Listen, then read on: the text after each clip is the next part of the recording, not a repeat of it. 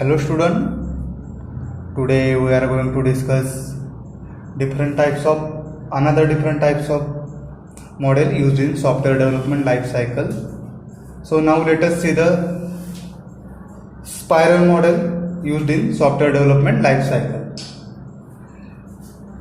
The spiral model has four phases. The spiral model combines the idea of iterative development with the systematic control aspects of the waterfall model. Spiral model is combination of iterative development process model and sequential linear development model, that is waterfall model, with very high emphasis on risk analysis. It allows for incremental releases of the product. A software project repeatedly passes through these phases in iterations called spiral. So we will discuss each phase one by one. The first phase of spiral model is identification phase. This phase starts with gathering the business requirements in the baseline spiral. In the subsequent spirals, as the product matures, identification of system requirements, subsystem requirements and unit requirements are all done in this phase. This also includes understanding the system requirements by continuous communication between the customer and software analyst. At the end of spiral, the product is deployed in the identified market. That is, you can launch your software product in identified market. Then the second phase of spiral model is design phase. Design phase starts with the conceptual design in the baseline spiral and involves architectural design, logical design of modules, physical product design, and final design in the subsequent spirals. Then the next phase of spiral model is construct or build phase. This phase refers to production of the actual software product at every spiral. In the baseline spiral, when the product is just thought of and the design is being developed, a proof of concepts in this phase to get customer feedback. This is very important phase of spiral model. Then in the subsequent spiral, with higher clarity on requirements and design details, a working model of the software called as build is produced with a version number.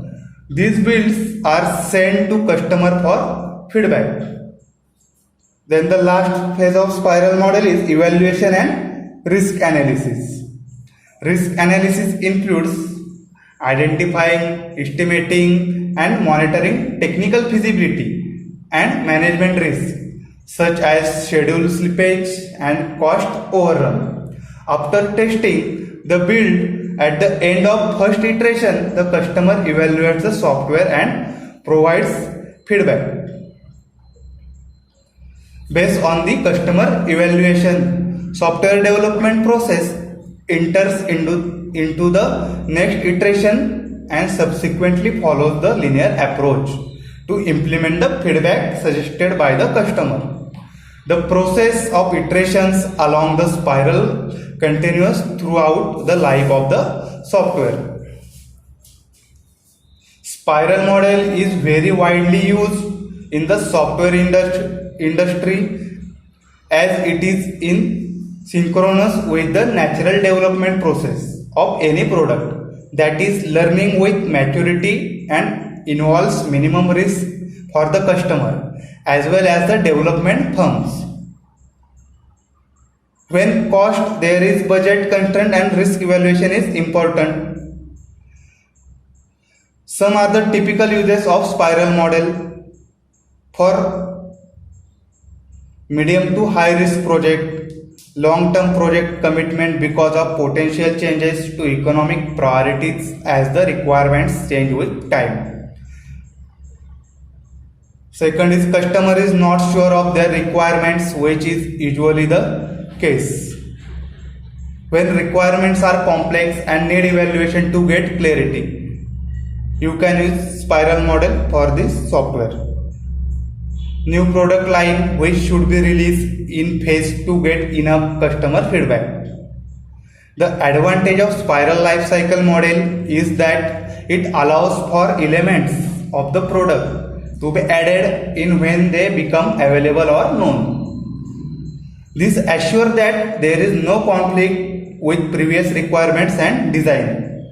This method is consistent with approaches that have multiple software builds and releases and allows for making an orderly transition to a maintenance activity. Another positive aspect is that the spiral model forces early user involvement in the system development effort. On the other side, it takes very strict management to complete such products, and there is a risk of running the spiral in infinite loop. So the discipline of change and the extent of taking change request is very important to develop and deploy the product successfully.